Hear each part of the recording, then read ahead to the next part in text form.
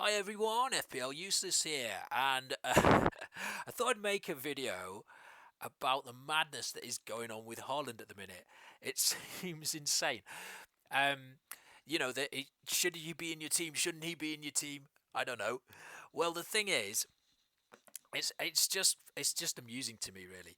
At the start of the season, he was utterly essential. Everybody must have him in their team, or they're just mad. And I had him in my team as well. You know, but at the beginning of the season, and I'm not saying I'm not like a brilliant player or anything, but I identified at the beginning of the season, it looked like there was an opportunity to wildcard him out and have Salah instead in game week 8 because the fixtures changed. The fixtures are not as good in that period, and there's an opportunity for points, and also that looks like fun. I'm trying to have more fun this season, so that's exactly what I did. And there it is. That's beautiful, isn't it, that team? So that's what I did. I swapped him out because I always thought you could spread the funds differently. And what was weird though, I mean, at the beginning of the season, some people were quite rude about it. They didn't think it was a good idea, and that's fine. Everybody plays the game differently, and I can see that. I can totally see that it's going to go. It can easily go totally wrong. But as I say, I like to have fun with the game, and I think is actually a possibility that over that period, that team does better than the Haaland team. But then suddenly, game week 8, around then, all these other accounts that hadn't mentioned no Haaland start talking about it. Lots of big creators considering the no Haaland. Some of them going with it. Some of the big YouTubers as well. Fantastic. That's great. No problem with that. But I think what's then happened is, like, I don't know if some people just blindly copy those guys or something, but then suddenly it's like people have forgotten that he's a good player. Which is insane because, like, obviously he's the best player in the Premier League in terms of, or best goal scorer at least. So we know he's going to score goals, but that's not what it's about. What it's about is being able to spread the funds differently. Now, unfortunately for me, or at least, some of it seems to have backfired a bit because my big idea was to get Liverpool players in. So, and one of the ones there was Trent. Trent hasn't performed this season as well as he has in previous seasons. He may still do well. The plan is to keep him there for a bit longer. Oh, sorry, just some scammer calling me there, probably. Or maybe it's the wife. I'm not going to answer either way. So, but the thing is, so he's very expensive, and I wanted to get him in and have some of these different Liverpool players as well as Salah, including Darwin, who's also quite expensive. And I've been able to do that. I've also got Trippier, and I've got a decent midfield of Son and Madison and Bowen as well. And whoever the other one is my mind's just gone blank. It is oh yeah, Salah. Yeah, that guy. You've never heard of him. Well, the fact that Trent isn't performing at the moment has made it a bit, not a bit of a damp squib.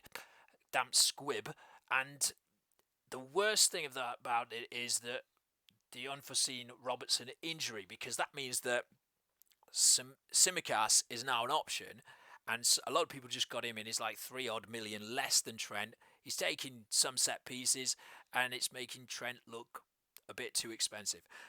Yeah, and also the fact that there were some other good enablers like Neto, Douglas Luiz, Palmer, or pick one, pick a cheap midfielder, and you could make a decent team that way. So it looks like at the moment maybe the Haaland and Salah team is the way to go, because it's doing well.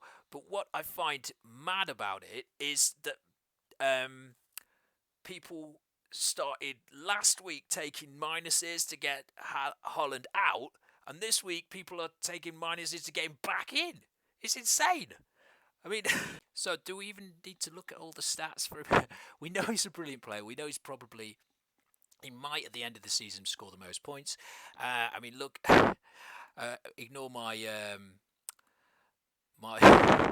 wiggly highlighting there, but his expected goal involvement is got to be up there. I think it's probably the best in the league.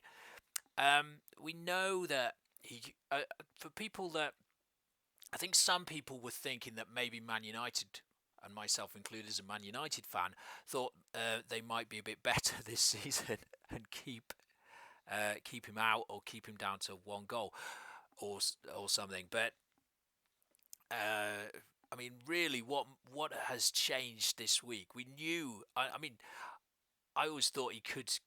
The way Man U have been defending this season, I thought he could score a few against them, and he did last season as well. I think he scored 4 goals in one game. So you know, has a lot changed for me? The thing that's changed in my team is that maybe Trent isn't doing as well as I thought he might, and Trent was a bit punty anyway. Um, so I can't easily get back to a Haaland draft that includes Salah. I can't easily do it without taking. I think I'd have to take a -12. Not even an option for me. I'm not even going to go there because I always considered that it was a possibility that Haaland absolutely smashed it across these weeks, and hoped that moving the funds around just gave me a bit of different. The basically. I mean, you could look at if I took a -8, say, or -12 to get him out. Could Haaland repay that in 1 week? Well, yeah, he probably could. Could he score a hat trick? Yes, and maybe the player I took out blanks. So, well, it wouldn't really. What would that be? So that would be like 12 points. You probably get the bonus, the 3 bonus. Fine. You probably capped him in that case. So, yeah, would it be worth it? Maybe, but it's still the calculation's got to be what difference does it make across the period? And I think that if you made the decision one way or the other, you probably just stick with that decision and see what happens. On the other hand, if you want to, if you want to cut your losses, I mean that's still a viable option. I'm not going to tell you what to do, but for me, I think let just see what happens. I think the scary thing is this game against Bournemouth, but it was always there, and he could score another hat trick. He could score 5 or 6 against Bournemouth. I don't know, but he maybe blanks. We don't know, but it's fun to find out, isn't it? I'm I'm certainly not panicking, but I just thought I'd make this little video because I just was interested in how the narrative changes 1 week. So, beginning of the season, he's totally essential, and other people saying, "Oh, Salah's essential," and maybe those people had it right who had both Salah and Haaland at the beginning of the season. I thought that you made too many sacrifices in that team, and I was wrong. I think because I'm not doing very well, but um, I don't know.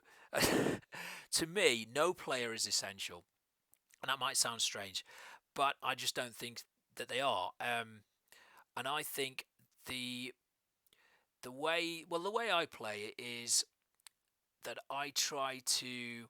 I think basically it's a bit like an algebra problem. Here we go. Um, you're trying to come up with the highest score every week or over the course of a season. Now Haaland, his value is higher than he's probably the highest. He's probably the best player, but he costs the most money. So it's about which overall team does the best, and across that period or across the whole season, it's and that may or may not include Haaland. So and captaincy is a big part of that, and across that period, um, I'm not going to captain Haaland because I don't have him. Oh.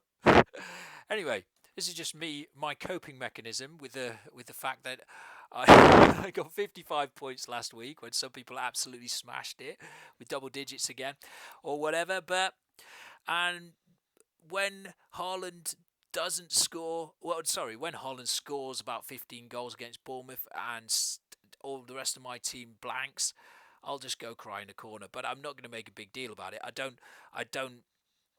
It's the way the game is. It's what happens, and I'll just deal with it. So anyway, I hope you enjoyed that. See you later.